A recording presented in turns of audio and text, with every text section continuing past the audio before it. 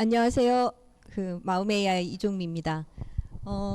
아마 여기에서 챗GPT를 안 써보신 분은 거의 없을 거라고 생각이 들고요. 아마 이제 일부 분들은 이 챗GPT라든지 이런 LLM 초거대 언어 모델을 활용을 해서 내부 서비스 도입을 고민을 하신 분들도 많으실 거라고 생각합니다. 사실 작년에 11월 요맘때쯤 챗GPT가 세상에 등장하고 나서 제가 한 1년 동안 이 녀석과 씨름도 하고 또 길들여 가면서 이제 서비스를 구축해 왔는데요. 오늘은 그 결과물로 지금 실제로 고객들이 구축도 해서 사용도 하고 계시고 계속 구축 과정에 있는 실사례들이 있습니다. 그래서 그것들 어떻게 구축했고 그 과정에서 얻었던 노하우를 함께 공유 드려서 도입을 검토해 보고 계신 기업들에게 도움을 좀 드리고자 합니다. 저희가 이제 제목을 RAG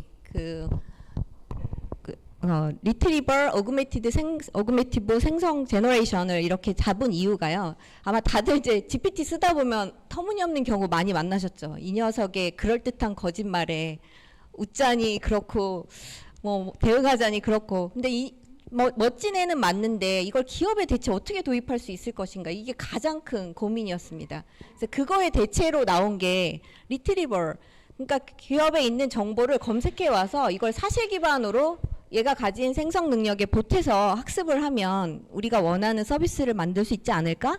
그래서 그걸 대표하는 이름이 RAG거든요.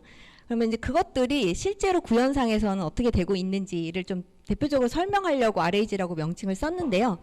저는 오늘 내용에 그것뿐 아니라 일반 챗GPT를 가져다가 저희 그 우수한 고객사 중에 한 분에서 다양하게 쓰고 계세요. 이제 그 사례도 함께 소개해 드리도록 하겠습니다.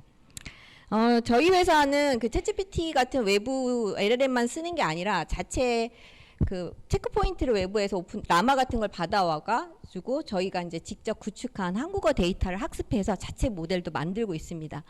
이유는 공공기관이라든지 금융기관처럼 외부 클라우드 기반의 서비스를 쓸 수 없으신 고객도 많거든요. 그래서 그런 분들을 위해서 지금 서비스를 준비를 하고 있습니다. 올해죠. 한 해 동안 제가 정말 수많은 기업들과 관련 미팅을 했거든요. 근데 공통적으로 이런 퀘스천들을 말씀하셨어요. 첫 번째, 우리 보안 문제 있는데 챗GPT 갖다 써도 돼요? 뭐 자체 LLM 만들고 계시다는데 걔는 성능을 믿을 수 있을까요? 이러자니 챗GPT 쓰자니 보안 문제, 갖다 쓰자니 기술 문제, 이거 어떻게 해야 되나요? 이런 이제 보안 이슈를 가장 크게 말씀하셨고요. 두 번째, 아까 말씀드린 것처럼 이게 보통 그럴듯하게 말하지 않는 거예요. 거짓말을 사실처럼 얘기하는, 이거 어떻게 잠재울 수 있냐. 세 번째, 알겠어. 마음 AI 기술을 믿고 내가 도입을 하려고 하는데 막상 우리 회사의 어떤 부분에다가 서비스를 도입해야 되는 거야? 구체적인 사례를 만들려다 보니 고민이 많네? 뭐 이런 질문도 하셨고요. 네 번째는, 그렇다면 데이터는 과연 어떻게 준비를 해야 되냐? 뭐 듣자 하니까 있는 거 다 갖다 주면 학습하면 된다는데 뭐 있는 데이터 다 갖다 주면 되는 거냐? 뭐 이런 질문들. 그 다음에 막상 프로젝트를 이제 IT 기업 같은 경우가 본인 스스로 하려다 보니 뭔가 안 될 것 같은 거죠. 그러면 대체 회사 내에 어떤 조직을 함께 참여시키고 어떤 예산 범위를 구축해야 되는가? 이런 것들이 공통적으로 올해 한 해 동안 제가 계속 만났던 질문입니다. 이와 같은 질문에 대해서 여러 고객사와 저희가 직접 해소를 해가면서 이제 실제 솔루션 구축을 할 때 해결했던 방법들을 간단하게 말씀드리고요. 뒷장 계속 이어서 사례를 보여드리면서 이제 설명을 드리도록 하겠습니다. 첫 번째 보안 문제는 크게 세 단계로 저희는 접근을 했습니다. 첫 번째는요, 다행히 애저에서 오픈 AI 서비스를 협업을 하면서 기업용 오픈 AI 서비스 계정을 오픈을 했거든요. 얘가 이제 기존에 저희가 흔히 쓰고 있는 오픈 AI와 차별점은 뭐냐면 기업용으로 API 키를 받기 때문에 저희 데이터를 그 챗GPT처럼 어딘가에 학습에 쓴다든지 이렇지 하지 않고요. 프라이빗 클라우드에서 관리를 하기 때문에 일정 부분의 보안 관리가 되는 오픈 AI 서비스라고 보시면 됩니다. 여기에 이제 글로벌 제조사, 그러니까 저희 나라에 있는 글로벌 제조사에서 과감하게 저걸 도입을 하셨고 그거를 직원들이 쓸 수 있는 사내 GPT와 여러 서비스에 응용하고 계십니다. 이게 이제 첫 번째 보안을 준수할 수 있는 방법이고요. 두 번째가 아까 말씀드린 것처럼 저희 마음 AI가 한국어 데이터를 학습한 자체 LLM, 그러니까 폴리그라시랑 라마를 이용해서 구축하고 있는데요. 그거를 이용해서 클라우드 기반으로 서비스를 이용하고 계신 고객이 있습니다. 이 고객은 제가 직접 PM을 맡으면서 지금 곧 챗봇 오픈을 앞두고 있는 고객이 있고요.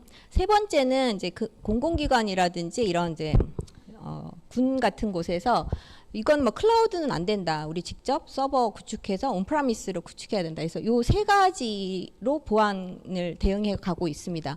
이게 실제로 지금 프로젝트가 벌어지고 있는 일이기 때문에 이거에 대한 결과를 보시면 아마 도입 결정하시는데 큰 도움이 되실 거라고 봅니다.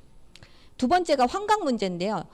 이게 굉장히 고질적이지만 마치 야생마를 길들이는 듯한 느낌으로 잘 다듬어 가고 있습니다. 이제 방향적으로는 두 가지 크게 글로벌리 얘기하는데, 하나는 우리 데이터를 파인 튠을 해서 우리 LLM에다 라지 랭귀지 모델 직접 학습하는 방법이 있고요.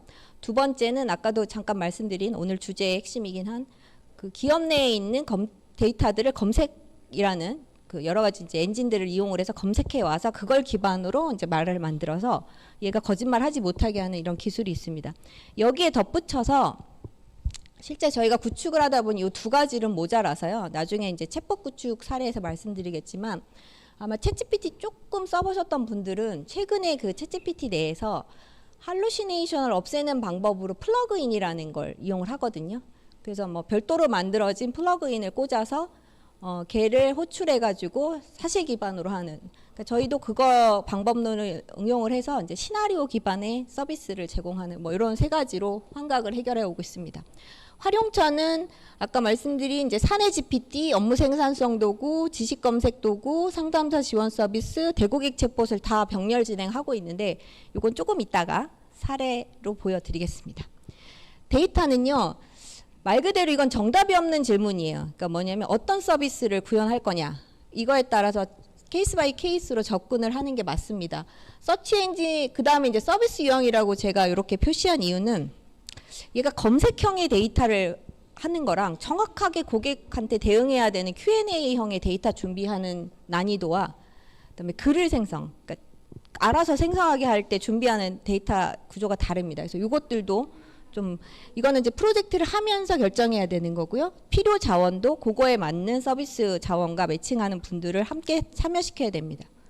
그래서 이런 근데요, 이제 사례 위주로 이제 말씀드리기 앞서서 마음 AI가 과연 그럼 어떤 기술을 가지고 이런 서비스들을 만들고 있는지 말씀드리겠습니다. 크게 보면 아까 말씀드렸잖아요. 검색을 해가지고 와서 사실 기반으로 답을 해야 돼서 그거랑 관련된 리트리버러라는 기술을 하나 갖고 있고요.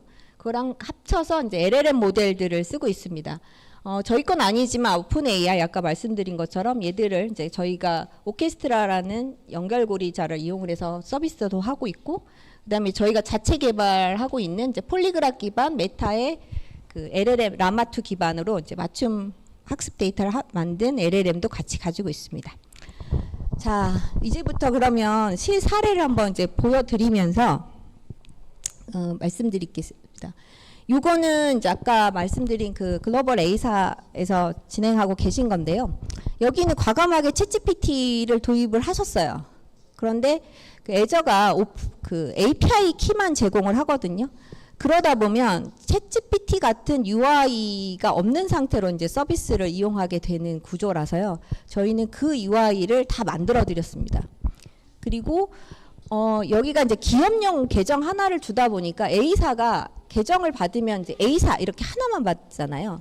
그런데 실제 이용자는 직원들이 뭐 300명이다, 1000명이다, 그럼 그분들이 다 개별 계정 관리를 받으셔야 되는데, 저희가 오픈 AI는 개개인들이 계정을 이용하시니까 개인별로 이력 관리라든지 이런 게 되지만 기업형으로 받으시면 그게 안 되시거든요. 그래서 저희가 어떻게 했냐면 그걸 다시 직원별로 계정을 쪼개고 그거를 개별로 저장해서 개인이 들어왔을 때도 히스토리를 보면서 이제 본인 사용량을 할 수 있는 그런 구조를 재설계를 했습니다. 그 다음에 여기는 이제 보안 관리가 철저하신 조직이라서 직원 아이디, 패스워드, 로그인은 다 싱글 사인온을 연동을 해드렸고요. 그 다음에 이제 챗GPT UI가 막상 저희도 연결하면 다 될 줄 알았더니 UI를 다시 만들어야 되더라고요. 그러니까 뭐 대표적으로 뭐 테이블형으로 보여줘, 뭐 코드형으로 보여줘 이렇게 챗GPT 들어가면 자연스럽게 되는 게 안 돼서 그걸 저희가 가져와서 다 마크업 구성을 다시 했습니다.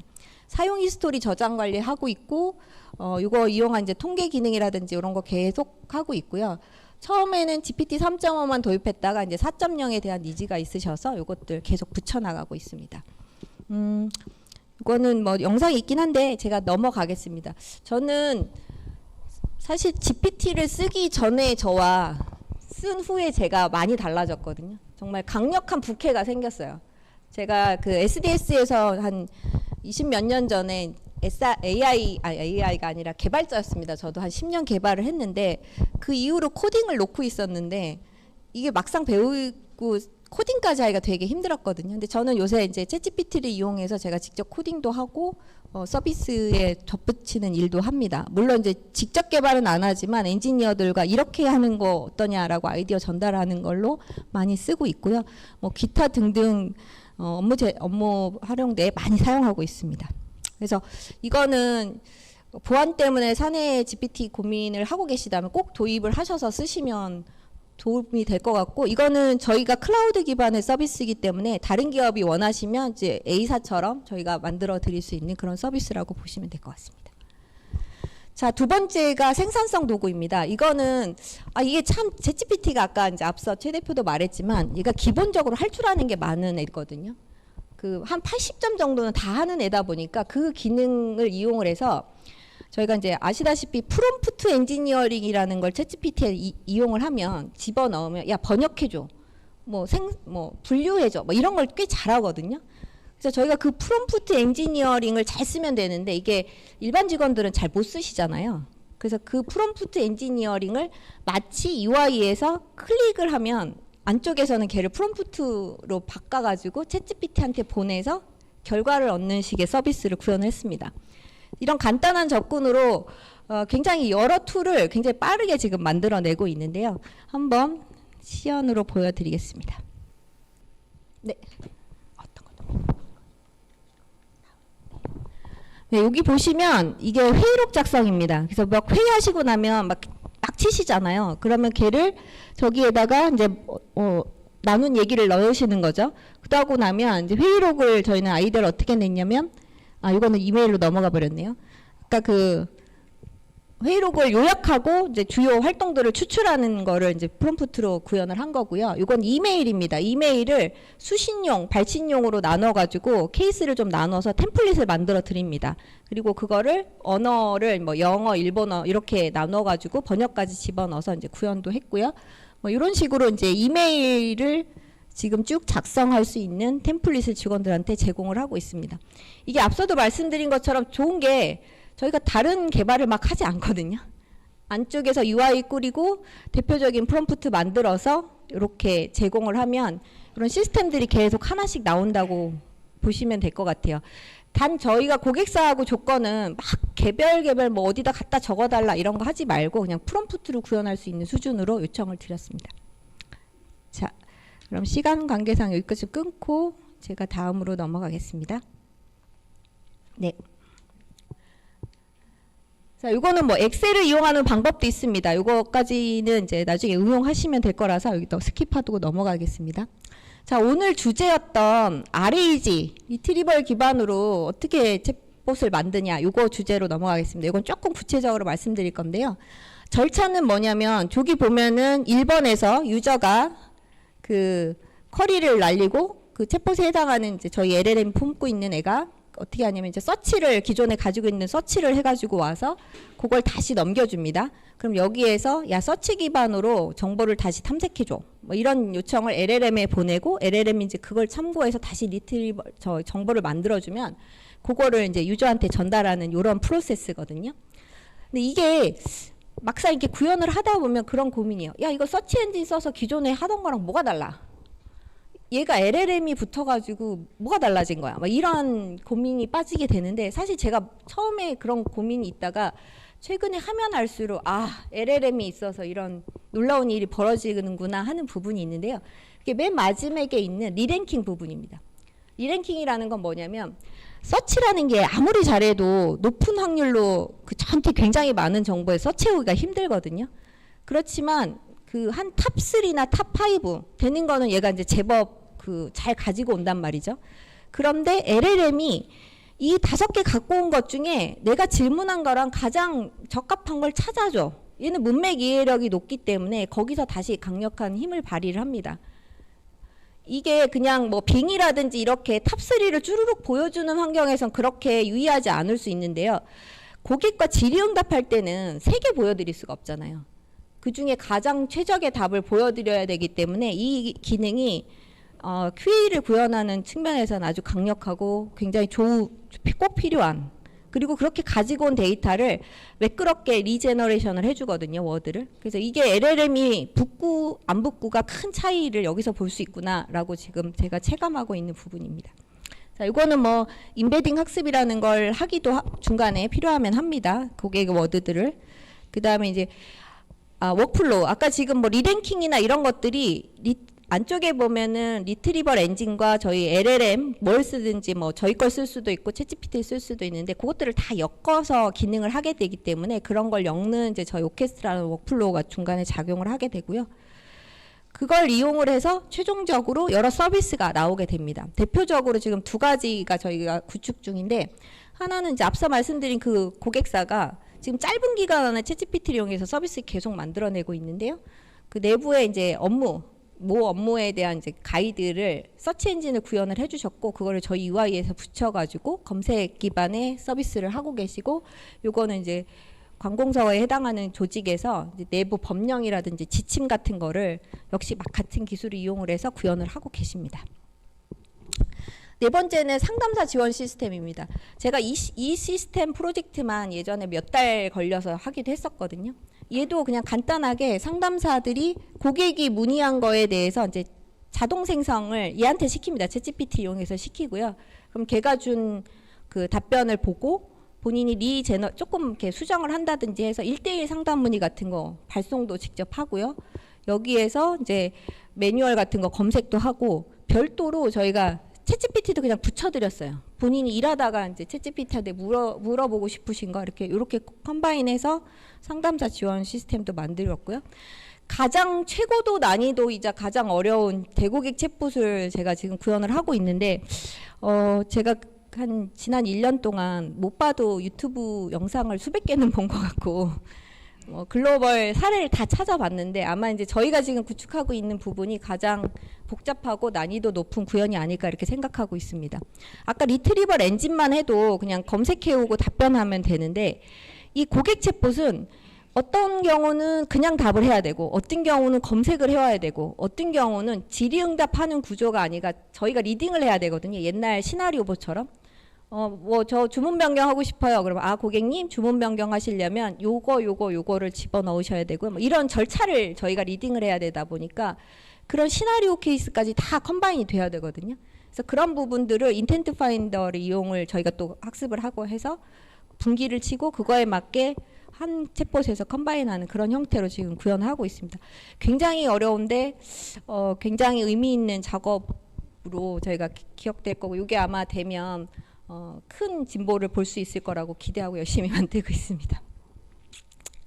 결론적으로 한 2장 정도 말씀드리고 오늘 얘기를 끝내겠습니다. 처음에 저희가 시작할 때만 해도 좀 나이브하게 시작했어요. LLM이라는 애가 워낙 강력하다고 하니 고객사 데이터를 얘한테 막 학습을 시키면 이거 엄청 잘 알아먹을 거고 그걸 기반으로 답을 하면 되겠지. 근데 막상 나중에 구축하다 보면 얘는 기본적으로 할루시네이션을 갖고 있기 때문에 얘가 아무리 그럴듯한 답을 내도 저희가 믿을 수가 없는, 그래서 LLM 온리로는 이게 서비스가 안 되는구나 한번 좌초에 빠졌습니다. 그래서 실제 상황은 어떻게 되냐면요, 질문을 하면 아까 말씀드린 프롬프트를 통해서 얘를 좀 일단 걸러야 되고요. 뭐 인텐트를 파악하라든지 뭐 이런 프롬프트 작업도 필요하고, 멀티턴 대화를 해야 되기 때문에 메모리 버퍼도 메모리를 이용하는 거, 앞에 거를 참조해서 하는 뭐 그런 것도 구현을 해야 되고, 아까 말씀드린 것처럼 검색 기반에 하는 부분이 벡터 DB 뭐 이런 부분이거든요. 그래서 이런 것들도 별도 모델도 구축해야 되고, 이걸 또 다시 LLM에다가 붙여서 답변까지 만드는, 굉장히 복잡합니다. 이 안에서 그 LLM을 템퍼레처라는 게 있는데 얘가 이제 말을 얼마나 많이 만드느냐 잘 만드느냐 이것도 계속 조정해 가면서 최적점을 찾아가야 돼서 난이도가 높았습니다. 이런 걸 좀 구현을 하고 있고요. 자, 이 많은 트라이 앤 에러를 겪고 제가 얻은 성공 노하우라고 하면 성공 노하우고 과정 중이긴 하지만 이렇게 다음에는 저는 다시 구축한다면 이렇게 접근하겠습니다. 처음에는 LLM이라든지 리트리버 같은 모델만 잘 구축하면 서비스가 될 줄 알았거든요. 그렇지 않다. 챗봇이라는 건 말 그대로 그냥 고객 서비스이기 때문에 철저하게 서비스 기획은 처음부터 해야 된다. 그래서 처음부터 사용자가 쓸 서비스를 설계하는 작업부터 명확히 합니다. 아무리 LLM이 기술 좋게 구현을 해도 서비스까지는 길이 멀거든요. 그러니까 화면도 구현이 돼야 되고 그래서 처음부터 구성을 한다. 두 번째가 할루시네이션이 저는 리트리버만 붙이면 될 줄 알았더니 의외로 아까 말씀드린 템퍼레처, 메모리, 그 다음에 뭐 페널티 피 이런 것들이 영향을 미칩니다. 그래서 그런 것들을 조절하는 영향도를 이해를 해야 되고요. 세 번째가 생각보다 프롬프트 엔지니어 영향도가 크더라. 똑같은 모델을 만들었는데 프롬프트를 살짝 잘못 썼더니 결과가 꼬여서 와서 저희가 영향을 맞아서 저것도 크다. 그다음에 네 번째 시나리오. 그러니까 저희가 처음에 시나리오 기반으로 챗봇이 나오면 좀 시쳇말로 창피할 것 같았거든요. 기대 수준이 야 챗GPT처럼 질의응답을 넣어야 되는데 시나리오 중요도가 별로 중요하지 않았어요. 근데 아까도 말씀드렸다시피 저희는 기술 자랑을 하는 게 아니라 고객 서비스를 해야 되기 때문에 고객들에게는 시나리오 기반의 리딩형 아무리 구작다리처럼 보여도 이게 중요하더라고요. 그래서 그런 시나리오 설계를 되게 중요하게 생각하고 있고요. 네 번째, 데이터 품질이 굉장히 중요합니다. 그냥 아무거나 때려 넣는다고 좋은 답이 안 나오기 때문에 특히나 고객 서비스를 염두에 두신다면 데이터 정제, 많은 데이터보다는 깨끗한 데이터를 넣어야 될 것 같습니다. 네, 마지막에 이제 가드레일 구현인데요. 뭐 욕설을 하지 말라든지 경쟁사 언급을 하지 말라든지 이런 가드레일 구현도 굉장히 큰 덩어리로 남아 있습니다. 그래서 오늘 뭐 갑자기 많은 얘기를 드렸는데 이런 부분들을 좀 염두에 두시고 차분차분 준비하셔서 어렵지만 강력한 툴임에 틀림없으니 꼭 도입하셔서 좋은 결과 있으시길 바라겠습니다.